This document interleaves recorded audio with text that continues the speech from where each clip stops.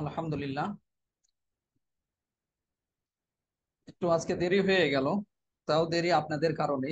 দুই একজন ছাত্র ভাই সারাদিন বেতন দেওয়ার কথা, অন্যান্য কথা মনে থাকে না, তাদের ক্লাস টাইম হলেই সবকিছু মনে পড়ে যায়। ফোনের পর ফোন করতে থাকে, তারপরে অন্যান্য বিষয়ে মেসেজ করতে থাকে। কেউ কেউ তো আল্লাহর বান্দার এতটাই নাছর বান্দা, বোঝার চেষ্টা করে না যে এখন ক্লাস টাইম, এখন ক্লাসে আমি জয়েন করি। আল্লাহ তাআলা সবাইকে বুঝ দান করুক। দেখেন, আজকে যে তামরিনটা সম্পাদনা করে প্রকাশ করা হয়েছে, গুরুত্বপূর্ণ একটা তামরিন। 9 নাম্বার তামরিন সম্পাদনা করা হয়েছে। আলহামদুলিল্লাহ, দেখতে দেখতে আপনারা 9টা তামরিন করেছেন, সম্পাদনাও করা হয়েছে। এই 9টা তামরিনের মধ্যে দেখা যায় কেউ 9টাই করেছেন, আবার কেউ করেননি। যারা চেষ্টা করছেন, ইনশাল্লাহ আপনার এটার ফায়দা অবশ্যই আপনি 2 দিন আগে হোক 2 দিন পরে হোক বুঝতে পারবেন। আর যারা পারছেন না, তারা যদি না বলেন মুখ ফুটে যে উস্তাদ জি, আমি এই বিষয়টা বুঝি না, এই জিনিসটা পারি না, আপনার কিন্তু শিখা হবে না। কারণ প্রত্যেক ছাত্রকে আমরা গিয়ে জিজ্ঞেস করব, ভাই আপনি কোনটা বোঝেন না বলেন, এভাবে কিন্তু সম্ভব না। আপনারা তাখাসুসাতে পড়ছেন, সবাই উলামায়ে কেরাম, সবাই বয়স্ক, ছোট্ট না, নিজের ভালো নিজে সবাই বোঝে। এখানেও আপনার বুঝতে হবে যে কোনটা আমি পারি না, কোনটা বুঝি না, কেন আমি তামরিন লিখতে পারছি না। নিজে সমস্যার সমাধান করতে হবে, অর্থাৎ নিজের সমস্যাটাকে ধরতে হবে, তারপরে ওস্তাদদেরকে জানাতে হবে। আজকে এক ভাই একটা বিষয় জানিয়েছে, সময় স্বল্পতার কারণে এই বিষয়ের উপর ভিডিও দেওয়া হয়নি। সুন্দর একটা বিষয়। তিনি বলেছেন যে উস্তাদজি, গুগল থেকে বিভিন্ন গুরুত্বপূর্ণ কোনো তথ্য যদি আমরা তামরিনে যোগ করতে চাই, তো এই ক্ষেত্রে আমি কপি করতে পারি না। গুগল থেকে কিভাবে কপি করব বা কিভাবে এখান থেকে আমি বিষয়টা সংগ্রহ করব। তো এরকম ভাবে জিজ্ঞেস করলে কিছু কিছু বিষয় আমাদের মাথায় আসে যে আপনারা এটা পারেন না। অনেক সময় আমাদের ধারণা হয় যে আপনারা পারেন। তো গুগলের বিষয়টাও গুরুত্বপূর্ণ। আপনাদেরকে প্রথম দর্শে বলা হয়েছিল যে গুগল এখন বিরাট বড় একটা কিতাবের হাউস, বিরাট বড় একটা কিতাবশালা। এখানে প্রচুর পরিমাণ আপনি পিডিএফ, বিভিন্ন কিতাবাদি সম্পর্কিত তথ্য, বিভিন্ন মাসলা মাসায়েল, অসংখ্য তথ্য আপনি এখানে খুব সহজেই পেয়ে যাবেন, বিনামূল্যে পেয়ে যাবেন। তো ইনশাল্লাহ এই বিষয়ের উপর একটা ছোট্ট একটা ভিডিও করে আপনাদেরকে মাদ্রাসা গ্রুপে দেওয়া হবে, যাতে করে আপনারা গুগল থেকেও বিভিন্ন তথ্য কালেক্ট করতে পারেন।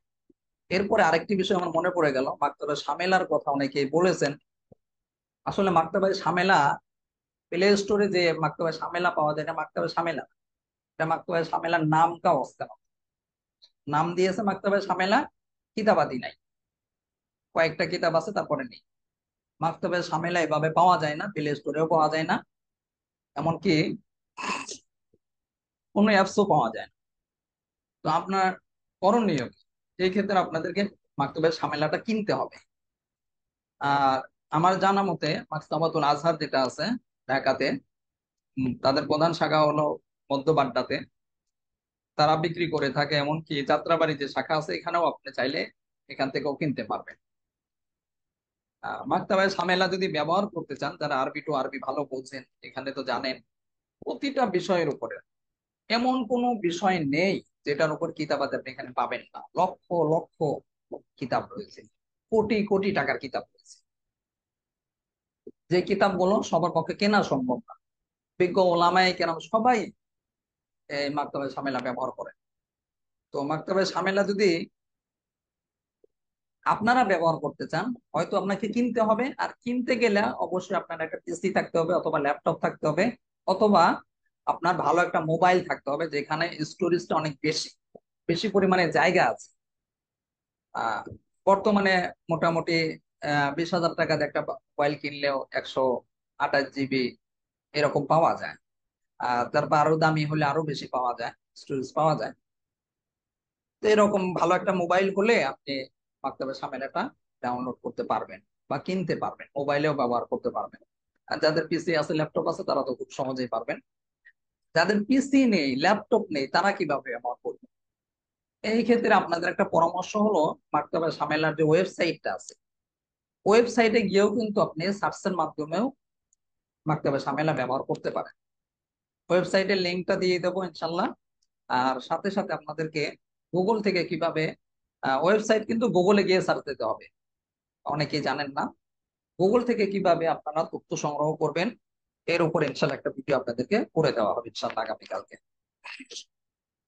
আজকে দেখেন যে তামরিনটা সম্পাদনা করে প্রকাশ করা হয়েছে, তামরিনটা ছিল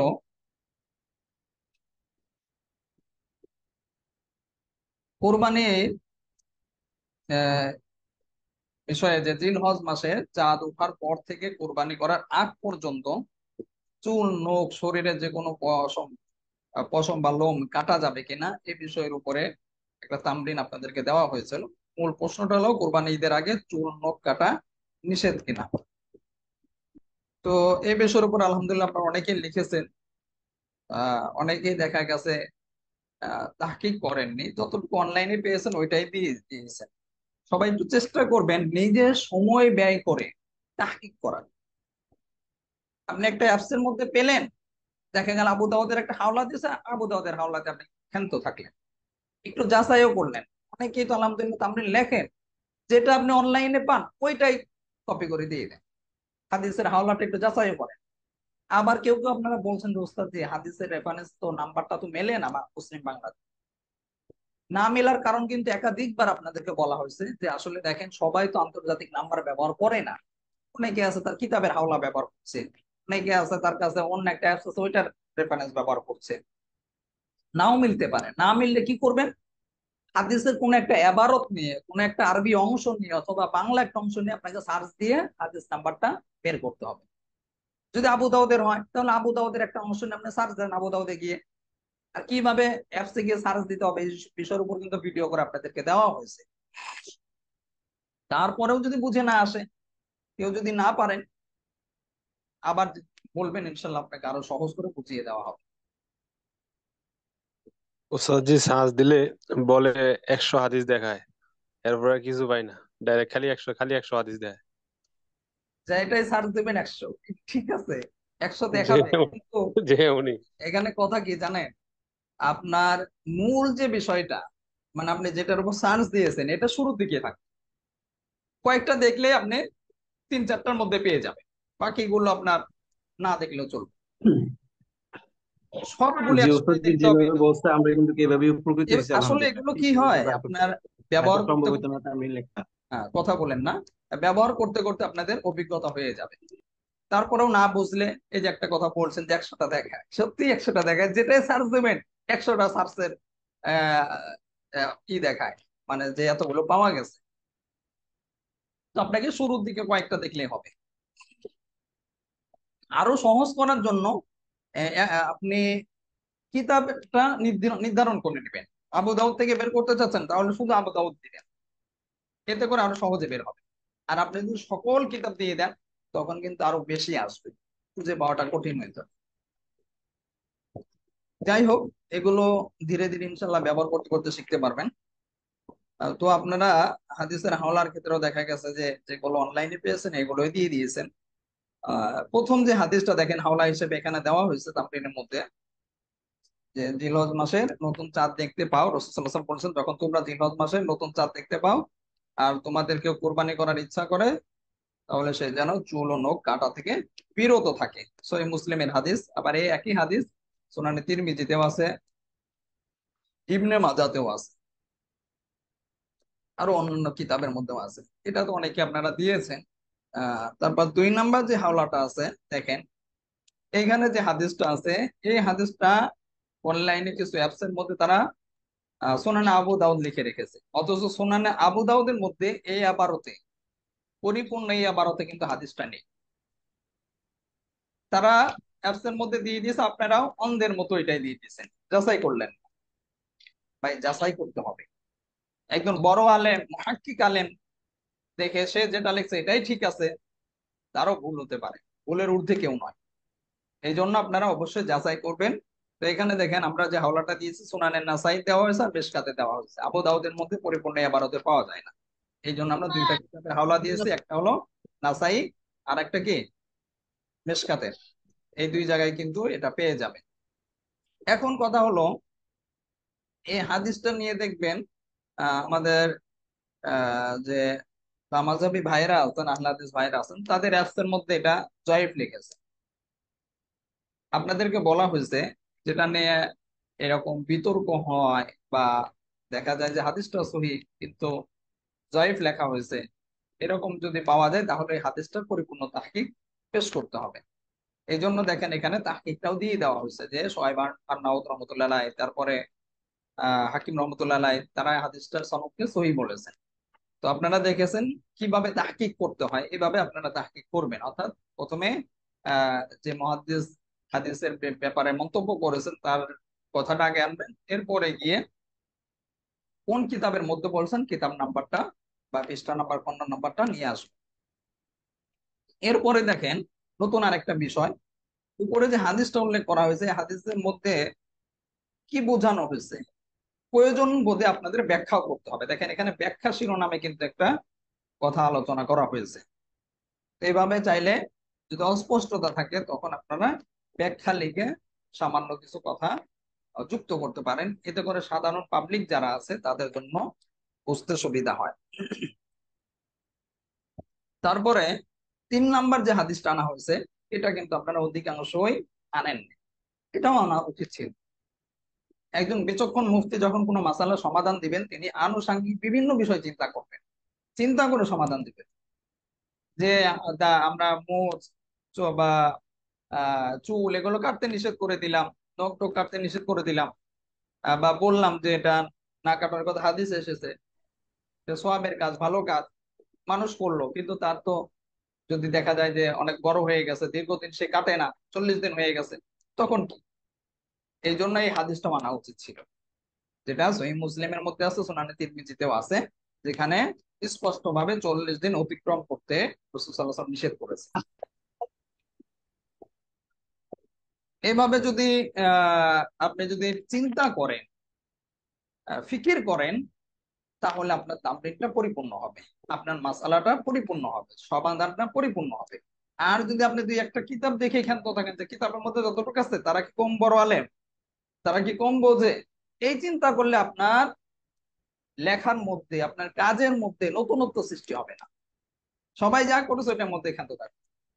দুর্ভাগ্যজনক হলেও সত্য, আমাদের দেশের মধ্যে কোনো ট্যালেন্ট তৈরি হয় না, কোনো আবিষ্কারক বা আমরা আরবিতে বললাম মুজতাহিদ বা এই নতুনত্ব আনবে, কিছু গবেষণা করবে, গবেষক তৈরি হয়। কি জন্য গবেষক তৈরি হয় না? নিজের মেধাকে, নিজের চিন্তা শক্তিকে, ফিকিরকে কাজে লাগায়। অধিকাংশ আমরা কাজে লাগাই, নতুন নতুন আইডিয়া, সুন্দর আইডিয়া আপনার মাথায় এসেছে, বা আপনি গবেষণা করে একটা নতুন তথ্য পেলেন, এটা যে কোনো বিষয় হতে পারে, এটা দিনে দিন দুনিয়া এলেম সব সব সম্পর্কে হতে পারে, কিন্তু আমরা আইডিয়াটা কাজে লাগাই না। পরে যখন কেউ করে তখন বলে যে ও এটা তো আমার মাথায় এসেছে। তো এইভাবে প্রতিটা মাসালার ক্ষেত্রে আপনারা বিস্তারিত চিন্তা ভাবনা করবেন। আপনাদেরকে বলা হয়েছিল তামরিন লেখার ক্ষেত্রে দুইটা কাজ করতে হবে, একটা হলো কি চিন্তামূলক, আর একটা হলো কর্মমূলক। চিন্তামূলক কাজ আগে করতে হবে, যেখানে কি কি বিষয় আসতে পারে, এরপর হলো কর্ম।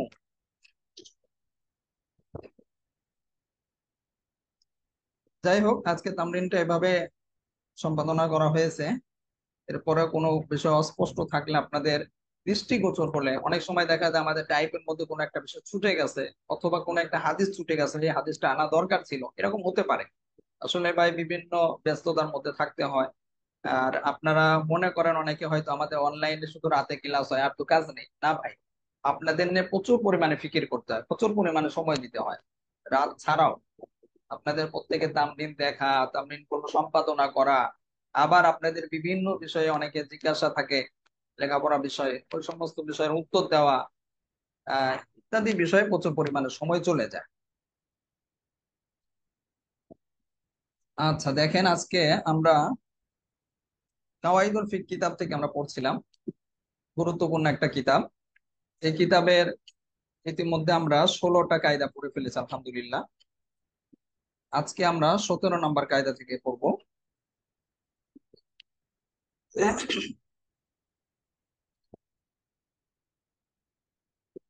বিসমিল্লাহির রহমানির রহিম। ইদা বাতলা শাইউ বাতলা মা ফি দিমনি। এই কায়দাটি আমরা দেখতে পাচ্ছি বন্ধনের মধ্যে, ব্র্যাকেটের মধ্যে কি রয়েছে, শিন নুন রয়েছে, অর্থাৎ আল আসবান নাজায়ের কিতাব থেকে নেওয়া হয়েছে। অর্থটা কি খেয়াল করে, যদি মূল বস্তু কি হয়ে যায়, বাতলা অর্থাৎ কি হয়ে যায়, বাতিল হয়ে যায়, তাহলে ওই বস্তু বাতলা মাফি দিমনিহি, ওই বস্তুর অধীনস্থ সকল কিছু কি হয়ে যাবে, বাতিল হয়ে যাবে। বুঝেছেন অর্থটা সবাই? ইদা বাতলা শাই বাতলা মাফি দিমনিহি, যদি মূল বস্তু বাতিল হয়ে যায় তাহলে তার অধীনস্থ আহ ওই বস্তুর অধীনস্থ সকল কিছুই কি হয়ে যাবে, বাতিল হয়ে যাবে। মূলত এখানে এই কায়দাটি দ্বারা বোঝার বিষয় হচ্ছে, অনেক সময় দেখা যায় একটা বস্তু বা একটা জিনিস আর একটা জিনিসের উপর কি নির্ভরশীল, একটা জিনিস আর একটি জিনিসের উপর নির্ভরশীল। সে আগের জিনিসটা অস্তিত্বে না আসলে পরের জিনিস যেটা রয়েছে ওইটাও অস্তিত্বে আসে না। একটা হলো মূল শাখা, আর একটা কি শাখা প্রশাখা, অর্থাৎ মূলের উপর সে নির্ভর করে থাকে। এই ধরনের কায়দা আরো অনেকগুলো আসবে সামনে, তখন আরো আমরা স্পষ্ট হবে ইনশাল্লাহ। তো এখানে দেখেন মূল যে বিষয়টা, যে যেই জিনিসটা আরেকটা জিনিসের আহ মধ্যে সামিল হয়ে যায় বা তার অধীনস্থ থাকে, ওই মূল জিনিসটা যদি কোনো কারণে বাতিল হয়ে যায়, তাহলে সেই মূল জিনিসটা যেটাকে সামিল করেছে বা যেটাকে আওতাভুক্ত করেছে, ওই জিনিসটাও কি হয়ে যাবে, বাতিল হয়ে যাবে। এভাবে কথা বললে বুঝতে সমস্যা হয়। কায়দা বোঝার খুব সহজ পদ্ধতি হচ্ছে উদাহরণ দেওয়া, মেসাল দেওয়া। মনে করেন একজন লোক, একজন ব্যক্তি মেয়েকে বিবাহ করেছে, তাদের শরিয়া সম্মতভাবে, শরীয়তের ক্ষেত্রে যে সমস্ত শর্ত শরায়েত রয়েছে সমস্ত শর্ত শরায়েত পূর্ণ করে তারা বিবাহ করেছে। এখন তার বৈধ স্ত্রী কে যদি দ্বিতীয়বার আবার বিবাহ করে, আবার মোহর ধার্য করলো, মোহর ধার্য করে তারপরে কি করলো, তার ওই স্ত্রীকে নতুন ভাবে আবার বিবাহ করলো, তাহলে এই ক্ষেত্রে কি ওই ব্যক্তিকে তার স্ত্রীকে দ্বিতীয়বার যে আবার বিবাহ করলো, মোহর ধার্য করলো, এই মোহর তাকে আর পরিশোধ করতে হবে না। কেন পরিশোধ করতে হবে না? এই যে আমরা কায়দার মধ্যে তার উত্তর পেয়ে যাচ্ছে, ইদা বাতলা শাই বাতলা মাফি দিনিহি, যদি মূল বস্তু বাতিল হয়ে যায় তাহলে ওই বস্তুর অধীনস্থ যেগুলো আছে তার সকল কিছুই কি হয়ে যাবে, বাতিল হয়ে যাবে। দেখেন এই যে যে বিবাহ হলো মূল, আর মোহরটা কি তার অধীনস্থ। যখন বিবাহটা সংগঠিত হবে তখনই না মোহরের বিষয়টা আসবে। যদি বিবাহ সংগঠিত না হয়, বিবাহ যদি সহি না হয়, তাহলে তো মোহরের প্রশ্নই আসবে না। বুঝেছেন? যেহেতু প্রথমবার যখন বিবাহ হয়েছে বিবাহটা সহি, আর পরবর্তীতে যেহেতু বিবাহটা ভঙ্গ হয়নি বা ভঙ্গ হওয়ার কোনো কারণ সংগঠিত হয়নি, এই জন্য নতুন করে বিবাহ সহি হবে না, বিবাহ প্রশ্নই আসবে না। যেহেতু বিবাহই সহি হয়নি, এই জন্য মহরেরও প্রশ্ন আসবে না, মহরও ধার্য হবে না। এই জন্যই কায়দার মধ্যে বলা হয়েছে, যদি মূল বস্তুটা বাতিল হয়ে যায়, বিবাহ বাতিল হয়ে গেছে, তাহলে বিবাহের অধীনস্থ যেটা মহর আছে বা ওই মূল বস্তুর যে অধীনস্থ যে বিষয় আছে ওইটাও কি হয়ে যাবে, বাতিল হয়ে যাবে। বুঝেছেন সবাই? এভাবে আরো অনেক কিছুই দেখেন, যখন একটা গাছের মধ্যে, একটা হলো মূল গাছ আর একটা হলো পরগাছা। পরগাছা মানে আপনারা তো সবাই জানেন, যেটা বাংলা ব্যাকরণের মধ্যে আছে। বাংলা ব্যাকরণ, কিন্তু ব্যাকরণ না, অনেকে আমরা ব্যাকরণ বলে থাকি। ব্যাকরণ না, উচ্চারণ কি, ব্যাকরণ। ব্যাকরণ, ব্যাকরণ না, পর আকার নেই। তো আমরা পড়েছি এক কথায় প্রকাশ, যে গাছ অন্য গাছে জন্মায় তাকে এক কথায় কি বলে? পরগাছা। তো মূল গাছ যদি কেটে ফেলা হয় তখন পরগাছাটাও কি হয়ে যাবে? এমনিতেই শেষ হয়ে যাবে, কারণ মূল ধ্বংস হয়ে গেছে। তাহলে বস্তুর অধীনস্থ ওই গাছের যে অধীনস্থ যে গাছ রয়েছে ওই গাছটাও কি হয়ে যাবে? বাতিল হয়ে যাবে, ধ্বংস হয়ে যাবে। ঠিক একইভাবে এই কায়দার মতো এটাই বলা হয়েছে, মূল বস্তু যদি বাতিল হয়ে যায় তাহলে ওই বস্তুর অধীনস্থ ওই বস্তুর আওতাভুক্ত যে সমস্ত জিনিস আছে ওইটাও কি হয়ে যাবে? বাতিল হয়ে যাবে। এরপরের কায়দাটা দেখেন, 18 নম্বর কায়দা।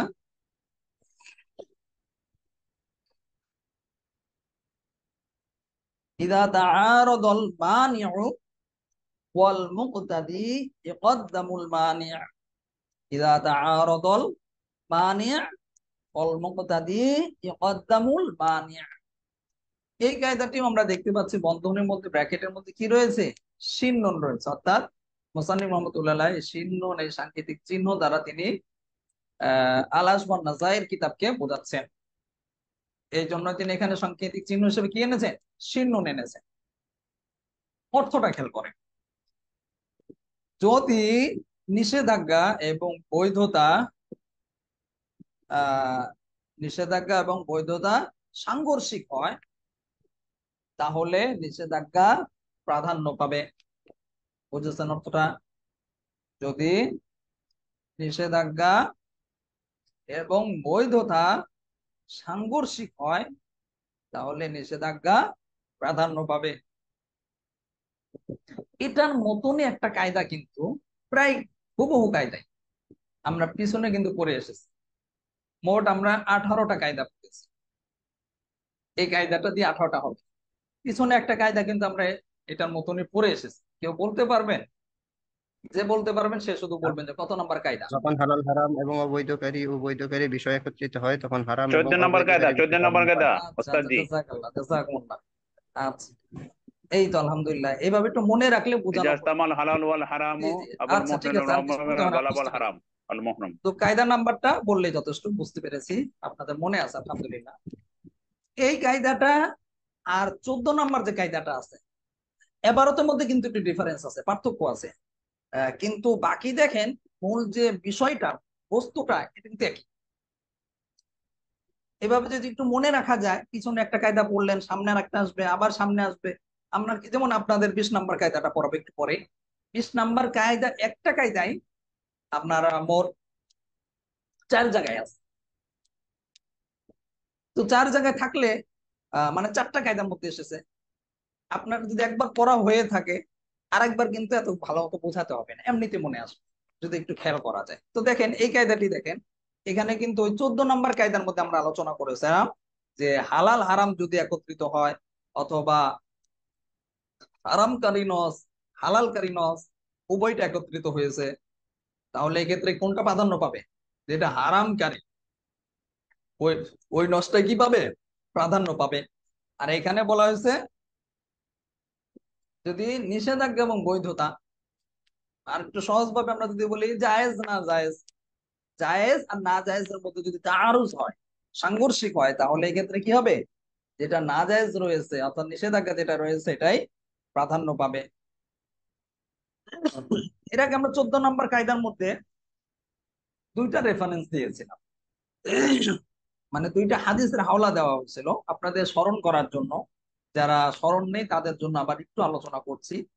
আহ, যে ওইখানে আমরা আলোচনা করেছিলাম পুঁই শাক দিয়ে একটা মেসাল দেওয়া হয়েছিল, যে যেটা সহিহ বুখারীর 5138 নম্বর হাদিসের মধ্যে এসেছে। রাসূল সাল্লাল্লাহু আলাইহি ওয়াসাল্লাম নিজে বলছেন কি, আমি গুইসাপ খাই না, আমার গুইসাপকে কি করি না, এটাকে ওয়ালা ওয়াহারিমুহু, আবার হারামও বলি না। এটা হলো নিষেধাজ্ঞার হাদিস। আবার আরেক হাদিসের মধ্যে যেটা সুনানে আবু দাউদের মধ্যে এসেছে 5796 নম্বর হাদিস, এখানে কিন্তু রাসূল সাল্লাল্লাহু আলাইহি ওয়াসাল্লাম আবার সরাসরি গিয়ে গুইসাপ খাওয়াকে নিষিদ্ধ ঘোষণা করেছে, নিষেধ করেছে। তাহলে এখানে কি হলো?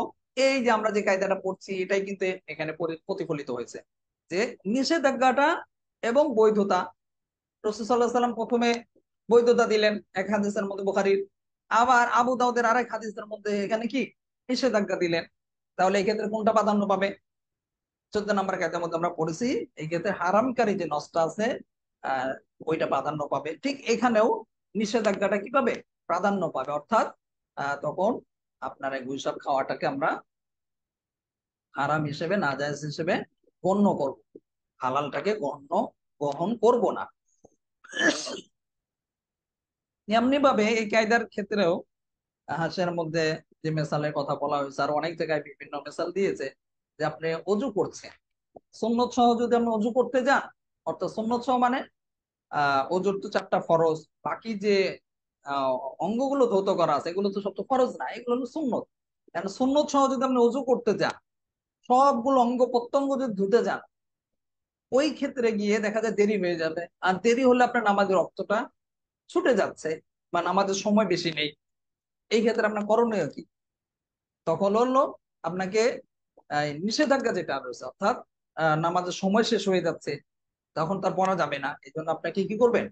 যেটা বৈধতা রয়েছে, অর্থাৎ সুন্নত ছেড়ে দিলেও কোনো সমস্যা নেই, সুন্নত ছেড়ে দিয়ে আপনার ফরজটা আদায় করে তাড়াতাড়ি করে নামাজটা পড়ে নেবেন, যাতে করে আপনার নিষেধাজ্ঞাটা প্রাধান্য দেওয়া হয়।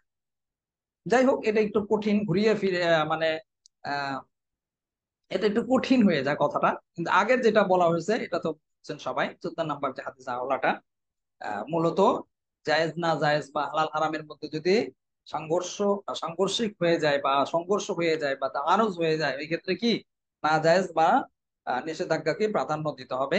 এটা খুবই গুরুত্বপূর্ণ একটা কায়দা, খুবই গুরুত্বপূর্ণ কায়দা।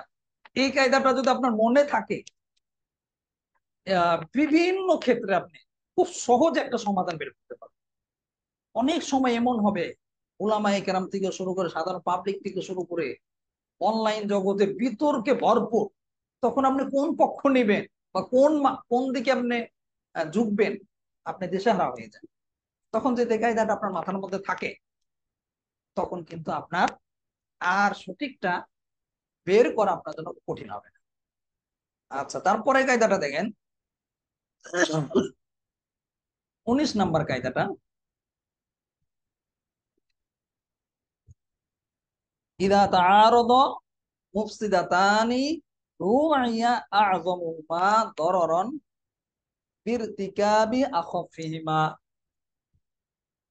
ইদা তাআরাদ মুফসিদাতানি রু'ইয়া আ'যামুহুমা দরারান বিরতিকাবি আখাফিহিমা। এখানে দেখেন, এই কায়দাটি কিন্তু আমরা দেখতে পাচ্ছি যে সিন্নুন রয়েছে, অর্থাৎ আল আসবান নাজার কিতাব থেকে নেওয়া হয়েছে। আল আসবান নাজার থেকে প্রচুর কায়দা নেওয়া হবে। বলছিলাম না, অনেক কায়দা আমরা পড়বো, যেটা আল আসবান নাজার অনেক পর আমাদের হয়ে যাবে। অর্থটা খেয়াল করেন, যদি দুইটি সমস্যা, মুফসিদাতানি দুইটি সমস্যা কি হয়, আহ একত্রিত হয়, তাহলে উভয় সমস্যার মধ্যে ছোট সমস্যাটি গ্রহণ করা হবে এবং বড় সমস্যাটি থেকে বিরত থাকতে হবে। বুঝেছেন? যদি দুইটা সমস্যা একত্রিত হয়, অনেক সময় এরকম হয় যে দুইটা সমস্যা কি হয়ে গেছে, একত্রিত হয়েছে, এখন আপনি কোনটা গ্রহণ করবেন এটা নিয়ে আপনার মধ্যে সন্দেহ হচ্ছে, যে উভয়টাই তো সমস্যা, উভয়টাই তো ক্ষতিকর, আপনি কি করবেন? এটা সমাধান এই কায়দার মধ্যে দেওয়া হয়েছে, যে আপনাকে তখন খেয়াল করতে হবে যে কোনটা বড় আর কোনটা ছোট, কোন ক্ষতিটা বেশি বড় আর কোন ক্ষতিটা ছোট। যেটা ছোট ওইটা আপনাকে গ্রহণ করতে হবে, আর বড় ক্ষতি থেকে বড় সমস্যা থেকে আপনাকে বিরত থাকতে হবে। বুঝেছেন সবাই? ইদা তাআরাদ মুফসিদাতানি রু'ইয়া আ'যামুহুমা দারারান বিরতিকাবি আখাফিহিমা। যদি দুইটি সমস্যা একত্রিত হয়, তাহলে উভয় সমস্যার মধ্যে ছোট যে সমস্যাটি আছে ওইটা গ্রহণ করতে হবে এবং বড় সমস্যা থেকে বিরত থাকতে হবে। এটাও কিন্তু খুবই গুরুত্বপূর্ণ একটা কায়দা, যেটা আমাদের সমাজে চলতে গেলে খুব আমরা এটা সমস্যার সম্মুখীন হই। একটা মিসাল দিলে বিষয়টা আপনাদের কাছে আরো স্পষ্ট হবে। মনে করেন কোন একজন ব্যক্তি যে কোনো ভাবেই হোক, তিনি আঘাতপ্রাপ্ত হলেন। তো যেহেতু আঘাতপ্রাপ্ত হয়েছে, তার কত হয়েছে, এখন সে যদি নামাজ আদায় করতে গিয়ে সেজদায় যায়, নামাজ আদায় করতে গিয়ে আহ, যদি নামাজ আদায় করে, তখন যদি সেজদা করতে যায়, তখন তার কত স্থান থেকে রক্ত প্রবাহিত হয়। এখন রক্ত প্রবাহিত হলে কি, তার কিন্তু ওজু নষ্ট হয়ে যাবে। আর আমরা জানি যে অজু ভঙ্গের কারণ 7টি, তার মধ্যে একটা কি আছে, শরীরের ক্ষত স্থান হইতে, আমরা মক্তবে পড়েছি না, শরীরের ক্ষত স্থান হইতে রক্ত পুজ বা পানি বাহির হইয়া গড়িয়া পড়া। অনেক, যদিও ছোটকালে পড়া হয়েছে, এটা কিন্তু খুব গুরুত্বপূর্ণ মনে রাখার জন্য, খুব সহজ একটা পদ্ধতি। তো যেহেতু রক্ত যদি গড়িয়ে পড়ে, প্রবাহিত হয়, তাহলে আপনার অজু ভেঙে যাবে। আর এখানে সহজ একটা বিষয়, যে অজু ছাড়া নামাজ পড়ার চেয়ে আহ, বসে নামাজ পড়াটা উত্তম হবে। বসে নামাজ পড়লে তো আমরা অজু ভঙ্গ হবে না। এই জন্য যে বড় যে ক্ষতিটা আছে, অজুবিহীন নামাজ পড়াটা একটা বড় ক্ষতি, বড় সমস্যা। এই সমস্যার চেয়ে ছোট যে সমস্যা, সেটা হলো বসে নামাজ পড়া। এই জন্য বসে নামাজ পড়তে হবে, সহজটাকে গ্রহণ করতে হবে, বড় সমস্যা থেকে বেঁচে থাকতে হবে। এখানে রক্ত প্রবাহিত হলে, একজন বলেছেন চেয়ারের মাসালা কি হবে। চেয়ারের বিষয়ে সুন্দর একটা তামরিন আমাদের মাদ্রাসার অ্যাপসে আছে, গত বছর ছাত্ররা করেছে। এই বিষয়ে আপনি একটু দেখে নেবেন। মাদ্রাসা অ্যাপসে গিয়ে সার্চ দিলেই হবে, ওইখানে গিয়ে দেখবেন চেয়ার বিষয়ে অনেক আলোচনা আছে। তবে আমরা চেষ্টা করেছি, অনেকে জায়েজ না জায়েজ বিভিন্ন মতামত আছে, চেয়ার নিয়ে অনেক বিতর্ক আছে। তবে আমাদের কাছে যেটা দালিলিক ভাবে, ঠিক ভাবে, আহ দলিলের দিক থেকে, সব দিক থেকে অগ্রগণ্য মনে হচ্ছে, এটা আমরা প্রাধান্য দিয়েছি। কেউ চাইলে এখান থেকে দেখে নিতে পারবো। আচ্ছা, যাই হোক, যেটা বলছিলাম, ওজুর ক্ষেত্রে দেখেন, রক্ত প্রবাহিত হলে অজু ভাঙবে কি ভাঙবে না, এটা তো হানাফি মাযহাবে আপনারা জানেন বলা আছে যে রক্ত প্রবাহিত হলে অজু ভেঙে যাবে। কিন্তু দুঃখজনক হলেও হেদায়ের মতো কিতাবের মধ্যে, আরো বিভিন্ন কিতাবের মধ্যে, হাসিয়ার মধ্যে, টিকার মধ্যে যে হাদিসের হাওলা দেওয়া হয়েছে রক্ত ভাঙার জন্য, সেই হাদিসটা জয়ীফ। হেদায়ের মধ্যেও আছে, দেখেন আপনারা একটু হাদিসে তাহকিকটা করেন, সম্ভবত ওনার মেশকাতের একটা হাওলা দেওয়া আছে, জয়ীফ হাদিস। রক্ত প্রবাহিত হওয়ার যে হাদিসটা, সেটা কি জয়ীফ। আবার মেশকাতের মধ্যেও দেখবেন আছে, ওইটাও জয়ীফটা দেওয়া হয়েছে, সেটা আলোচনা করা হবে। অথচ এই বিষয়ের উপরে একাধিক সহিহ হাদিস রয়েছে, ওইগুলো আমাদের ওলামায়ে কেরামের কিতাবাদিতে, বিভিন্ন ফিকহের কিতাবের মধ্যে পাওয়াই যায় না। এই বিষয়ের উপরে আমাদের এক ছাত্র ভাইরা গত বছর তামরিন করেছে, খুবই গুরুত্বপূর্ণ একটা, এটা খুবই গুরুত্বপূর্ণ। কারণ আপনি এই বিষয়ের উপর সংগ্রহ পাবেন না, তেমন লেখা পাবেন না, অ্যাপস এর মধ্যেও পাবেন না, ইসের মধ্যেও পাবেন না, পাওয়াই যায় না। তো আলহামদুলিল্লাহ, এটা রিসার্চ করে গবেষণা করে আমরা গত বছর ছাত্র ভাইরা লিখেছেন, এটা আপনারা অ্যাপস এর মধ্যে পেয়ে যাবেন। তারপরে আমি দুই একটা হাদিস না বললেই নয়, যেহেতু গুরুত্বপূর্ণ, অনেক ক্ষেত্রে আমাদের দেশের লামাজাবি ভাইদের সাথে এটা নিয়ে খুব বিতর্ক হয়, দুই একটা হাদিস জেনে রাখা ভালো। তো প্রথমেই দেখেন, হাদিসের আগে কোরআনের একটা আয়াত দ্বারাও, যে রক্ত যে নাপাক, রক্ত প্রবাহিত হলে যে, রক্ত বের হলে যে, প্রবাহিত হলে আপনার অজু ভঙ্গ হবে, এই কোরআন আয়াত দ্বারাও এটা। এটা হলো সূরা আনআমের 145 নম্বর আয়াত। সূরা আনআমের 145 নম্বর আয়াত। এই আয়াতটার মধ্যে যদি লক্ষ্য করেন, লম্বা একটা আয়াত আছে, এর মাঝে আল্লাহ তাআলা যেটা বলেছেন যে প্রবাহিত রক্ত অথবা শূকরের গোশত হয়, তাহলে নিশ্চয়ই তা নাপাক হবে। আও দামাম মাসফুহান আও লাহমা খিনজিরিন ফাইন্নাহু রিজস। মানে আমি যেটা বোঝাতে চাচ্ছি, দেখেন এখানে রক্তের কথা বলা হয়েছে, প্রবাহিত রক্তকে নাপাক বলা হয়েছে, নিশ্চয়ই তা নাপাক। ফাইন্নাহু রিজসুন, নিশ্চয়ই তা নাপাক। তো রক্ত যদি নাপাকি হয়, প্রবাহিত রক্ত যদি নাপাক, যেহেতু কোন আয়াতের মধ্যে স্পষ্ট বলা হয়েছে, আর নাপাক বের হলে অজু ভঙ্গ হবে, এটা তো সহজ কথা। সুতরাং আমরা যেটা বলি, ফিকে হানাফিতে বলা হয় রক্ত যদি প্রবাহিত হয় তাহলে অজু ভঙ্গ হয়ে যাবে। এটা কোরআন আয়াত থেকেও কি আসে, বুঝে আসে, যেটা কোরআন আয়াতের মধ্যেও নাপাক বলা হয়েছে। সুতরাং রক্ত যদি প্রবাহিত হয়ে যায় অজু ভঙ্গ হয়ে যাবে। এরপরে আর একটা হাদিস আছে যেটা সুন্নাহ আবু দাউদের মধ্যে আছে, বুখারীর মধ্যে আছে। বুখারী 228 নম্বর হাদিস, আবু দাউদের মধ্যে এসেছে 286 নম্বর হাদিস। এই হাদিসের মধ্যেও আহ মেয়েদের যে ইস্তেহাজা হয়, এই ইস্তেহাজা সম্পর্কে একটা হাদিস, আয়াত সম্পর্কিত একটা হাদিস।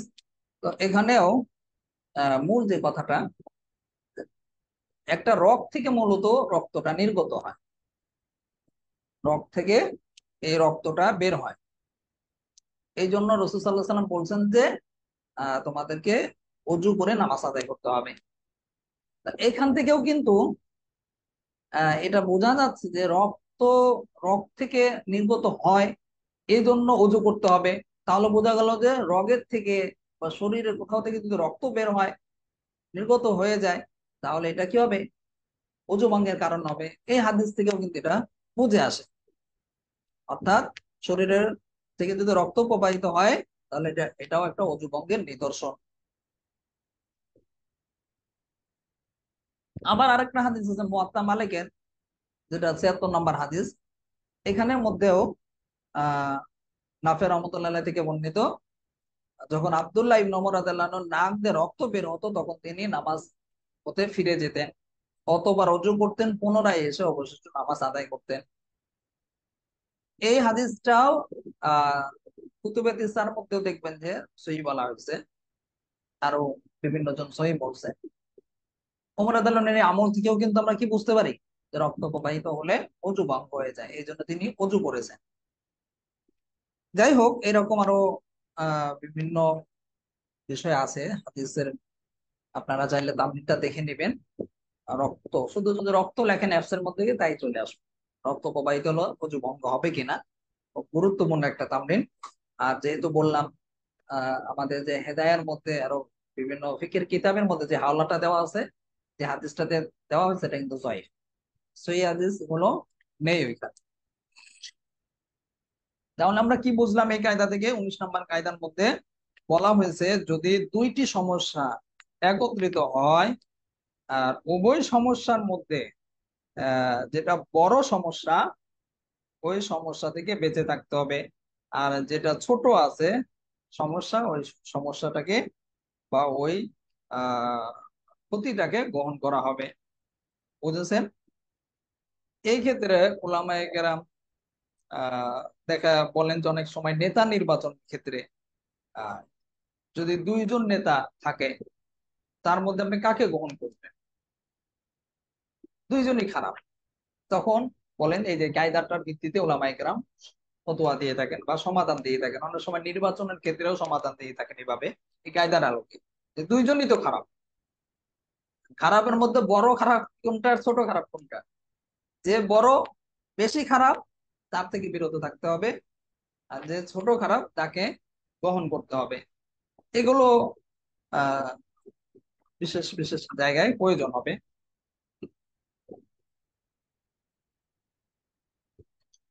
তারপরের কায়দাটা দেখেন, 20 নাম্বার যে কায়দাটা আছে, ইদা তাআযযারা ইমালুল কালামি ইকমাল। ইদা তাআযযারা ইমালুল কালামি ইকমাল। এই কায়দাটি খুবই গুরুত্বপূর্ণ। কি জন্য গুরুত্বপূর্ণ? এই কায়দাটি আমরা 20 নাম্বার কায়দার মধ্যে পড়ছি, তারপরে 21 নাম্বার কায়দার মধ্যে এই কায়দাটি আলোচনা করা হচ্ছে, সেম কায়দায়। এরপরে 268 নাম্বার যে কায়দাটা আছে ওইখানে এই কায়দাটি আসবে। এমনকি 304 নাম্বার যে কায়দাটা আছে এই কায়দাটি ভিত্তি বা এই কায়দারই সারমর্ম নিয়ে আলোচনা করা হবে। এর মানে আমরা যদি এই কায়দাটি ভালো মতো বুঝি, যদিও সামনে আরো আছে, আলোচনা আছে, আরো বললাম কয়েক জায়গায় এসেছে, তাহলে আমাদের ওই কায়দাগুলো বুঝতেও কি হয়ে যাবে, আরো কয় জায়গায় আছে, 4 জায়গায় আছে, ওই জায়গা আমাদের বোঝা খুব সহজ হয়ে যাবে, কাছাকাছি কায়দা। তাহলে প্রথমে অর্থটা খেয়াল করেন। ইদা তাআত্তারা ইমালুল কালামি ইমাল, এই কায়দাটি আমরা দেখতে পাচ্ছি ব্র্যাকেটের মধ্যে কি রয়েছে, শিন নুন রয়েছে, অর্থাৎ আল আসমান নাজায়ের কিতাব থেকে নেওয়া হয়েছে। অর্থটা খেয়াল করেন। যদি কোনো কথাকে যদি কোনো কথাকে বাস্তবায়ন করা অসম্ভব হয়, যদি কোনো কথাকে বাস্তবায়ন করা অসম্ভব হয়, তাহলে ওই কথাকে বাতিল ধরা হবে বা অগ্রহণযোগ্য ধরা হবে। বুঝেছেন? যদি কোনো কথাকে বাস্তবায়ন করা অসম্ভব হয় তাহলে ওই কথাকে বাতিল ধরা হবে। অর্থাৎ মানুষ যে কথাগুলো বলে বা যে কোনো বিষয়ের ক্ষেত্রে কোনো কথা যদি সম্ভব হয় তাহলে তার বাস্তবায়ন করা হবে, আর যদি সম্ভব না হয়, কোনোভাবে সম্ভব হচ্ছে না, এই ক্ষেত্রে বাতিল হয়ে যাবে। এখানে আরেকটা বিষয় আমাদের মনে রাখতে হবে, যে এই কায়দার সাথে সংশ্লিষ্ট আরেকটি বিষয়, যে কথা সাধারণত 2 ধরনের কথা হতে পারে। একটা হলো হাকিকি কথা, আর একটা হলো মাজাজি কথা। বুঝেছেন? একটা হলো হাকিকি, অর্থাৎ হাকিকি দ্বারা যেটা মূল উদ্দেশ্য, মূল বিষয়, ওইটা বোঝায়।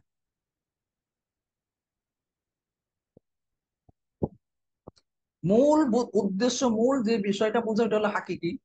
আর যেটা হলো মূল নয় বরং রূপক অর্থে বোঝায়, ওটা কি, মাজাজি।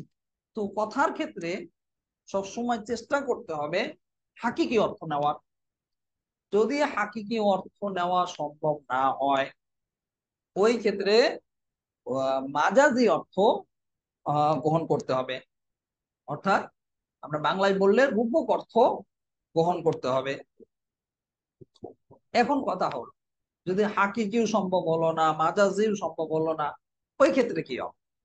ওই সময় আপনার ওই কথাটাকে, যখন হাকিকি মাজাজি কোনোভাবে বাস্তবায়ন করা সম্ভব হলো না, ওই কথা তখন মুহমাল হিসেবে গণ্য হবে, অর্থাৎ এটা অহেতুক হিসেবে গণ্য হবে।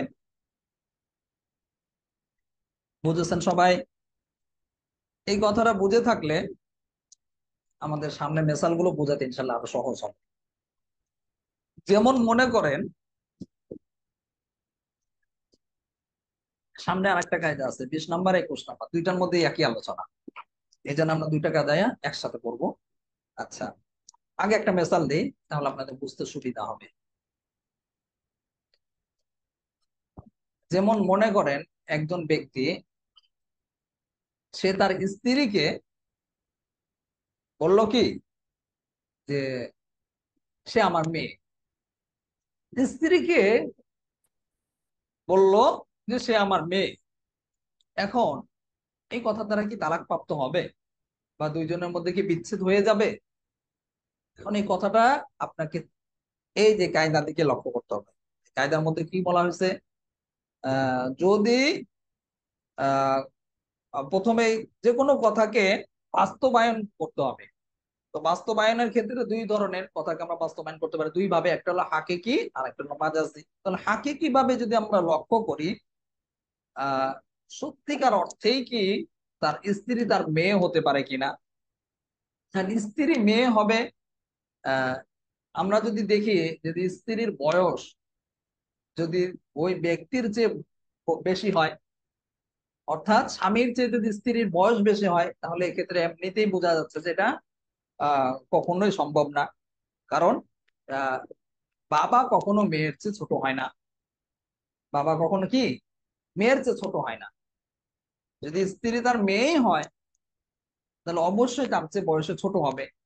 একটু ওই কায়দাটা একটু পেঁচের, তারপরে একটু বোঝেন, ইনশাল্লাহ সামনে আরো সহজ কায়দা মানে এই মেসালটা একটু পেঁচের, সামনে আরো সহজ মেসাল দেওয়া হবে, একটু বোঝার জন্য বলছি। মেয়ে কি হয় না, কখনোই বাপের চেয়ে বয়সে বড় হয় না। সবসময় হাকিকি ভাবে বাস্তবতার দিকে যদি লক্ষ্য করে, তাহলে সে যে তার স্ত্রীকে মেয়ে বলেছে আমার মেয়ে, যদি বয়সে বড় হয় তখন বা হাকিকি ভাবে এটা কখনোই সম্ভব না, বাস্তবতার দিকে লক্ষ্য করলে, যে মেয়ে তো কখনো বাপের চেয়ে বড় হবে না। এখন তার স্ত্রী যদি তার চেয়ে ছোট হয়, বয়সে ছোট হয়, তাহলেও কি এটা হাকিকি ভাবে আমল করা, তার কথাটাকে হাকিকি ভাবে বাস্তবিক ভাবে মেনে নেওয়া যাবে না। কারণ ওই যাকে তিনি আমার মেয়ে বলে সম্বোধন করেছে, তার স্ত্রীকে, সে তার মেয়ে নয়। কারণ ওই মহিলার বা ওই মেয়ের পিতা মাতা এটা সর্বস্বীকৃত, সর্বদিক সবাই জানে যে তার একজন মা আছে, তার কি আছে, বাপ আছে। আহ সবাই জানে তার পিতৃ পরিচয়, মাতৃ পরিচয় সব কি স্পষ্ট। এই জন্য তার বয়সে ছোট হলেও কি হবে না, এই জন্য বয়সে ছোট হলেও মাজাজি ভাবেও যে নিবেন অর্থটা, এটাও নেওয়া সম্ভব, রূপক ভাবেও নেওয়া সম্ভব না। কারণ তার কি বংশ পরিচয়টা এটা সর্বস্বীকৃত বিষয়, সবাই জানে। এখন কথা হলো, যেহেতু আহ কোনোভাবে কি তার যে কথাটা, এই কথাটা বাস্তবায়ন করা সম্ভব হলো না, হাকিকি ভাবেও সম্ভব হলো না, মাজাজি ভাবেও সম্ভব হলো না, এই জন্য তার কথাটা অহেতুক ধরা হবে। এখন এখানে আরেকটি কথা আছে। এখন তালাক হবে কিনা,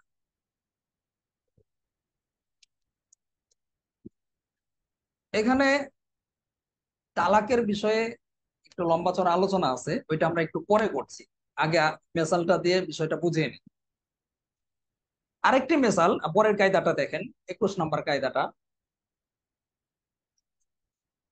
21 নম্বর কায়দার মধ্যেও কিন্তু এই বিষয়টা আলোচনা করা হয়েছে, যে ইদা তাআযযারাতিল হাকীকাতু ইসারু ইলাল মাজাজ, ইদা তাআযযারাতিল হাকীকাতু সারু ইলাল মাজাজ।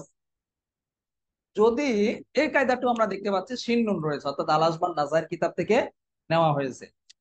আবার আগের যে কায়দাটা ছিল, এখানেও কিন্তু কি আল আসবান নাজায়ের কিতাব থেকে নেওয়া হয়েছে।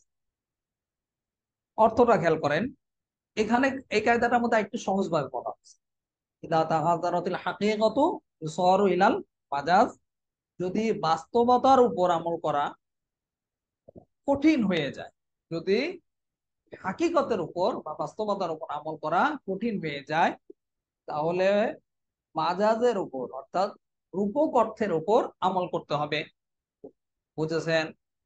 হাকিকতের উপর বাস্তবতার উপর আমল করা যদি কঠিন হয়ে যায়, তাহলে মাজাজের উপর আমল করতে হবে। একটু আগে আমরা যে 20 নম্বর কায়দা পড়লাম, ওইখানে কিন্তু পড়লাম যে যদি কোনো কথা আহ যদি কোনো কথাকে বাস্তবায়ন করা অসম্ভব হয়, তাহলে কথাকে বাতিল ধরা হবে। আর কথাকে বাস্তবায়নটা কিভাবে করবে? দুই ভাবে, একটা হলো হাকিকি ভাবে, আর একটা হলো মাজাজি ভাবে। তো হাকিকি ভাবে এবং মাজাজি ভাবে কথাকে বাস্তবায়ন করতে হয়। আর হাকিকের উপর যদি আমল করা অসম্ভব হয়, অসাধ্য হয়, তাহলে এই ক্ষেত্রে কি মাজাজের উপর আমল করতে হবে। এখন এখানে একটা কথা মনে রাখতে হবে, মাজাজ কিন্তু ব্যাপক অর্থবোধক একটা শব্দ, অর্থাৎ মাজাজ ব্যাপক অর্থ বোঝায়। আপনাদেরকে একটা মেসাল দেই, খুব সহজে বুঝে আসবে। আগের মেসালটা একটু কঠিন কঠিন মনে হয়েছে, এটা খুব সহজে বুঝে আসবে। কোন একজন ব্যক্তি বলল যে, সে বলল যে আমি এই খেজুর গাছ থেকে, মনে করেন আমি এই খেজুর গাছ থেকে কিছুই খাবো না। একজন ব্যক্তি বলল কি, আমি এই খেজুর গাছ থেকে কিছুই খাবো। এখন আপনি তার এই কথাটাকে কিভাবে বাস্তবায়ন, দুইভাবে বাস্তবায়ন করতে হবে। আমরা দুইটা কায়দার মধ্যে দেখলাম, হাকিকির মাধ্যমে, আর একটা হলো মাজাজের মাধ্যমে। কারণ হাকিকির যদি কঠিন হয়ে যায়, তাহলে মাজাজের দিকে যেতে হবে। তো আমরা তার কথাকে যদি খেয়াল করি, হাকিকির দিকে যদি লক্ষ্য করি, তাহলে আমরা দেখব এই খেজুর গাছ থেকে আমি কিছুই খাবো না, এর মানে হলো এই খেজুর গাছ খাবে। খেজুর গাছ থেকে কিছু খাবো না মানে কি, হাকিকি অর্থ হলো তাহলে সে যে কসম করলো যে আমি এই খেজুর গাছ থেকে কিছুই খাবো না, এই কসমের দ্বারা আহ হাকিকি অর্থ নিলে খেজুর গাছ থেকে কিছু খাবে। এখন কথা হলো খেজুর গাছ তো কেউ খায় না, গাছ তো মানুষের জন্য খাওয়া অসম্ভব বিষয়, এটা একটা জটিল বিষয়, কঠিন বিষয়, অসম্ভব বিষয়। হাকিকের উপর তাহলে কি আমল করা যাচ্ছে না। আমরা কায়দার মধ্যে পড়লাম 21 নম্বর কায়দার মধ্যে, যদি হাকিকির উপর আমল করাটা কঠিন হয়ে যায় তাহলে এক্ষেত্রে কি মাজাজের উপর অর্থাৎ রূপক অর্থের উপর আমল করতে হবে। এখন মাজাজি অর্থ কি হবে? আমি এই খেজুর গাছ থেকে কিছুই খাবো না, মাজাজি অর্থ হলো আমি এই খেজুর গাছের যে ফল আছে, রস আছে, অর্থাৎ এই খেজুর গাছে যে খেজুর আছে, তারপর রস আছে, আমি এগুলো খাবো না। তা এখন যদি সে খায় তাহলে তার কি হয়ে যাবে? কসম ভেঙে যাবে। আর যদি, যেহেতু হাকিকের উপর আমল করা কঠিন, সচরাচর এটা সম্ভব না, গাছ কেউ খাবে না, তারপরে যদি কেউ খেয়ে ফেলে তাহলে কি এর দ্বারা কসম ভঙ্গ হবে না। কারণ এটা কেউ কসম করলে এরকম এটাকে এরকম হয় না, এটা উদ্দেশ্য নেয় না। বুঝেছেন? মূল কথা হলো এই কায়দার মধ্যে যেটা বলা হয়েছে আগের কায়দার মধ্যেও, যে কোনো কথাকে বা হাকিকের উপর আমল করতে হবে। কথাকে কি হাকিকের উপর আমল করতে হবে। যদি হাকিকের উপর আমল করা অর্থাৎ বাস্তবতার উপর আমল করা কঠিন হয়ে যায়, অসাধ্য হয়ে যায়, অসম্ভব হয়ে যায়, তাহলে মাজাজের জি উপর অর্থাৎ জি রূপক জি ওস্তাদ জি, কেউ যদি খেজুর গাছের মাটি খাইয়ে ফেলায়, মাটি খাওয়া তো একটা সিস্টেম আছে, গাছের মাটি, তাহলে কসমটা বাস্তবায়ন হবে কিনা? অতিরিক্ত প্রশ্ন করেন না, যে বিষয়টা বোঝানো হচ্ছে এটা বুঝুন। আমরা খেজুর গাছের কথা বলছি, খেজুর গাছ খাবো না। আপনি যদি মাটি বলেন, আরেকজন যদি বলে মাটির রস খেলে, কারণ রস থেকেই তো খেজুর গাছে যায়, মাটির মধ্যে যে পানি থাকে, পানি খেলে, এগুলো পেঁচানো কথা, এত পেঁচানোর দরকার নেই, সহজ বিষয় যেটা সহজে বোঝে। আপনি যে বিষয়ে প্রশ্ন করছেন এই এগুলো নিয়ে আলোচনা করলে যেটা বুঝেছে সবাই একটু পরে এটাও ভুলে যাবে, দরকার নেই, যতটুকু বোঝার এতটুকু বুঝে। আচ্ছা যাই হোক, আমরা মূল কথা কি তাহলে হাকিকের উপর আমল করতে হবে। যদি হাকিকি সম্ভব না হয় তাহলে মাজাজের উপর। আরেকটা সহজ মিসাল দেখেন, একজন বলল কি আমি যে আটা খাবো না। কি বললো? আমাকে কসম করে বললো আমি আটা খাবো।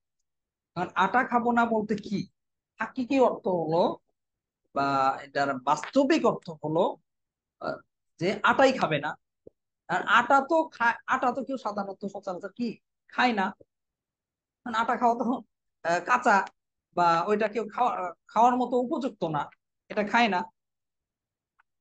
এই জন্য এখানে হাকিকের উপরে মূল যে কথাটা আছে এই কথার উপর আমল করা কঠিন। এখন তাকে কি করতে হবে? আমরা যে পড়লাম কায়দার মধ্যে, যাতে আদারাতিল হাকিকা ইসওয়ারু ইলাল মাজাজ, যদি হাকিকতের উপর অর্থাৎ বাস্তবতার উপর আমল করা কঠিন হয়ে যায় তাহলে যে মাজাজ আছে অর্থাৎ রূপক অর্থ আছে এটার উপর আমল করতে হবে। এখন রূপক অর্থ কি, মাজাজ কি? মাজাজ হচ্ছে আহ এই আটা থেকে কি তৈরি করা হয়? রুটি তৈরি করা হয়, আরো বিভিন্ন খাবার তৈরি করা হয়, আমরা জানি অনেক কিছু তৈরি করা হয়। তো কেউ যদি এই আটা থেকে যে রুটি আছে এই রুটি খায় তাহলে কি হয়ে যাবে? তার কসম ভঙ্গ হয়ে যাবে। বুঝেছেন? কি জন্য? কারণ আমরা এই যে কায়দার মধ্যে পড়লাম ইদা তাআযারাতিল হাকীকা সার ইলাল মাজাজ, যদি হাকিকতের উপর আমল করা কঠিন হয়ে যায় তাহলে মাজাজের উপর আমল করতে হবে। বুঝেছেন সবাই? মূল কথা হলো এত প্যাচের কিছু নেই, কায়দাটা কঠিন কিছু না। আগের আমরা যে 20 নাম্বার যে কায়দাটা পড়লাম এখানেও যে উদাহরণটা দেওয়া হয়েছে, এই উদাহরণের মধ্যেও যে সে যে বলছে যে স্ত্রীকে বললো কি আমার মেয়ে, এ মেয়ের এই কথাটা দ্বারা হাকিকি ভাবে যদিও আমরা অর্থ নিতে যাই, বাস্তবতার আলোকেও এটা সম্ভব না। আবার মাজাজি ভাবেও যদি অর্থ নিতে যায় এটাও সম্ভব না।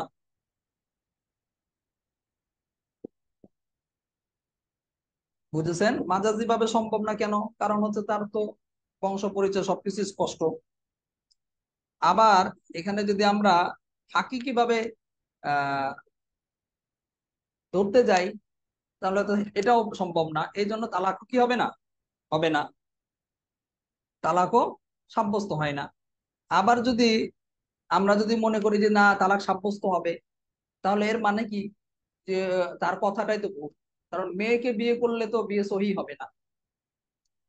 মেয়েকে যদি বিয়ে করে কেউ, বিয়েই তো সহি হবে না, তা তো তালাকের অধিকারে আসবে কোত্থেকে? এই যে আমরা একটু আগে যে কায়দাটা পড়লাম, মনে আছে কিনা?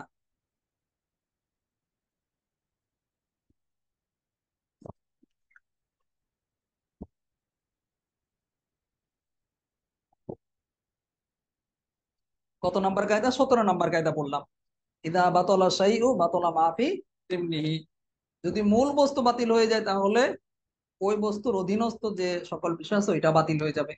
এখন তার স্ত্রীকে আমার মেয়ে বলার দ্বারা যদি আমরা তালাক সাব্যস্ত করি, তালাক সাব্যস্ত করলে তাহলে তাদের তো বিয়েটা সহি হয়ে যাচ্ছে। কারণ বিয়ে সহি হলেই না তালাকের অধিকার আসবে। কারণ হচ্ছে কি, তালাক হচ্ছে বিয়ের অধীনস্থ। আর অধীনস্থ যেটা হবে ওইটা যদি সহি হয় তারপরে না অধীনস্থ বিষয়টা আসবে। অর্থাৎ মূলটাকে সহি হতে হবে। মূল যখন বিবাহ সহি হবে তখন তালাকের অধিকার আসবে। আর একজন বিবাহই করেনি, তাদের মধ্যে বিবাহ সম্পন্ন হয়নি, তাহলে তালাকের অধিকার আসবে? আসবে না। কিন্তু আরেকটু সহজ ভাবে বলি। মনে করেন একজন ব্যক্তি কি করলো, রাস্তা দিয়ে আহ ওস্তাদ জি, একটা মেয়ে এবারটা যাচ্ছে, আবার একটু পড়লে ভালো হয়। যে ওস্তাদ জি, এবারটি আবার একটু পড়লে ভালো হয়, আগের ইজা তাআজ্জারাল হাকিকাতু। এটা তো অনেকবার পড়া হয়েছে। 21 নাম্বার কায়দা, 21 নাম্বার কায়দা আমরা এখন পড়ছি, মানে এটা আগের থেকে আমি পিছন থেকে একটা আবারত পড়ছি। ওইটা মানে আপনাদের পড়া হয়ে গেছে, এটা আমরা বোঝানোর জন্য পড়ছি। 17 নাম্বার কায়দা। আচ্ছা দেখ, আচ্ছা মূল যেটা বোঝাচ্ছি মানে মৌলিক মূল যদি বিষয়টা যদি আপনার কি হয়ে যায়, বাস্তবায়ন না হয়, তাহলে তার শাখা প্রশাখাটাও কি হবে না, বাস্তবায়ন হবে না। তো আমাদের আমি যেটা বলছিলাম যে একজন মেয়ে, সুন্দর একটা মেয়ে যাচ্ছে রাস্তা দিয়ে, আর একটা ছেলে বললো যে আমি তোকে 1 তালাক দিলাম, 2 তালাক দিলাম, 3 তালাক দিলাম। এখন কি তালাক হয়ে যাবে? তালাক হবে না। কি জন্য? তাদের মধ্যে তো বিবাহই হয়নি, আর বিবাহ তো সংগঠিতই হয়নি, বিবাহ তো সহিই হয়নি। এখন যদি সে বলে আমি তোমাকে বিবাহ করলাম, বিবাহ করলাম এটা বলে সাথে সাথে কি করলো, 1 তালাক, 2 তালাক, 3 তালাক দিয়ে দিল, হবে না। কারণ মূল বিষয়টাকে সহি হতে হবে। সহি হলে, মূল সহি হলে অধীনস্থ বিষয়টা তারপর সহি হবে। কারণ আমরা এই যে পিছনে কায়দাগুলিতে বলে আসলাম, যেটা শাখা প্রশাখা বিষয় আছে এটা হলো মূলের উপর নির্ভর করে। ঠিক একই ভাবে তালাক, তখনই কেউ তালাকের ক্ষমতা ওর হতে পারবে, স্বামী তালাকের ক্ষমতা তো তখনই হতে পারবে যখন তার বিবাহ সহি হবে। যেহেতু আমার মেয়ে বললে এখানে আহ তাহলে তাদের বিবাহ সহি ধরতে হবে। আর বিবাহ সহি হলে তো মেয়ে হয় না, কারণ স্বামী ছেলে, পিতা এবং মেয়ের মধ্যে তো বিবাহ সহি না, বিবাহ তো হবেই না। এই জন্য তালাকও হবে না। যাই হোক, না বুঝলে সমস্যা নেই। আরো সামনে ইনশাল্লাহ এই কায়দাটা আরো আলোচনা আসবে। তারপরে কায়দাটা দেখেন, 22 নাম্বার কায়দা। ইদা জাল আল মানিউ। আচ্ছা, একটু সময় বেশি হয়ে গেছে। আচ্ছা, আমরা এটা পরে একটু শেষ করে দিচ্ছি ইনশাল্লাহ। একটু সময় বেশি হয়ে গেছে, ক্ষমা সুন্দর দৃষ্টিতে দেখবেন। 10:30 পার হয়ে গেছে আসলে। একটু এখন তো নামাজ পড়ে আস্তে আস্তে একটু দেরি হয়ে যায়, এই জন্য আর কি। আচ্ছা, আমরা এটা পরেই শেষ করে দিচ্ছি ইনশাল্লাহ। ইদা জাল আল মানিউ আদ আল মামনু। এই কায়দাটি আমরা দেখতে পাচ্ছি কি রয়েছে, বন্ধনীর মধ্যে মিম জিম রয়েছে। মিম জিম দ্বারা কি বোঝানো হয়? মাজাল্লা নামক কিতাবকে বোঝানো হয়েছে। এর আগেও কিন্তু আমরা পড়েছি, আহ কয়েকটা কায়দার মধ্যে গিয়েছে মিম জিম। অর্থটা খেয়াল করেন, যদি নিষেধাজ্ঞা দূর হয়ে যায়, জাল আল মানিয়া, মানে কি হয়ে যায়, অর্থাৎ নিষেধাজ্ঞাটা দূর হয়ে যায়, তাহলে নিষিদ্ধ বিষয় বৈধ হয়ে যাবে। তাহলে নিষিদ্ধ বিষয় কি বৈধ হয়ে যায়। ইদা জালাল মানি আদাল মামনু, নিষিদ্ধ বিষয় যদি দূর হয়ে যায় তাহলে নিষিদ্ধ বিষয়টা বৈধ হয়ে যায়। নিষেধাজ্ঞাটা যদি দূর হয়ে যায় তাহলে নিষিদ্ধ বিষয়টা কি হয়ে যাবে? বৈধ হয়ে যাবে। যেমন মনে করেন আহ সাক্ষীর ক্ষেত্রে, সাক্ষীর ক্ষেত্রে যে নাবালেগ, যে অন্ধ, তার সাক্ষ্য কি হবে না? গ্রহণযোগ্য হবে না, কারণ সে নাবালেগ, প্রাপ্তবয়স্ক নয়। আবার যে অন্ধ, সে চোখে দেখে না, এই জন্য উভয়ের সাক্ষ্য কি হবে না? যখন ঘটনাটা ঘটেছে তখন যদি দুইজন ব্যক্তি থাকেও, এরপরেও তাদের কি সাক্ষ্য গ্রহণযোগ্য হবে না, নাবালেগ এবং অন্ধ হওয়ার কারণে। তবে তারা যদি নাবালেগ দূর হয়ে যায়, অর্থাৎ বালেগ হয়ে যায়, নাবালেগ যদি বালেগ হয়ে যায় অর্থাৎ প্রাপ্তবয়স্ক হয়ে যায়, আবার যে অন্ধ আছে সে যদি চক্ষুষ্মান হয়ে যায়, অর্থাৎ তার চোখে আলো ফিরে আসে, সে চোখে দেখতে পায়, এমন যদি হয়ে যায় তাহলে তাদের সাক্ষ্য গ্রহণযোগ্য হবে। বুঝেছেন?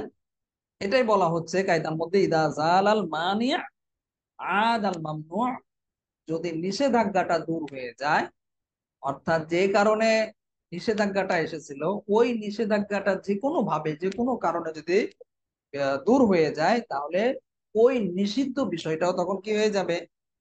জায়েজ হয়ে যাবে, বা ওই নিষিদ্ধ বিষয়টা তখন বৈধ হয়ে যাবে। বুঝেছেন বিষয়টা? যে কারণে তাদের সাক্ষ্য অগ্রহণযোগ্য ধরা হয়েছিল, যেহেতু তাদের ওই প্রতিবন্ধকতাটা দূর হয়ে গেছে, নিষেধাজ্ঞাটা দূর হয়ে গেছে, এই জন্য এখন ওই নিষিদ্ধ বিষয়, ওই নিষিদ্ধ ব্যক্তিও এখন সাক্ষ্য দিলে তার সাক্ষ্য গ্রহণযোগ্য হয়ে যাবে। এটাই মূলত এই কায়দা দ্বারা বোঝানো হয়েছে ইদা সালাল মানিয়া আদাল মামনু, যদি নিষেধাজ্ঞা দূর হয়ে যায় তাহলে সিদ্ধ বিষয় বৈধ হয়ে যাবে। আচ্ছা ঠিক আছে, আজকে এই পর্যন্তই থাক। ইনশাআল্লাহ আমরা আগামী কালকে 23 নাম্বার কায়দা থেকে পড়বো।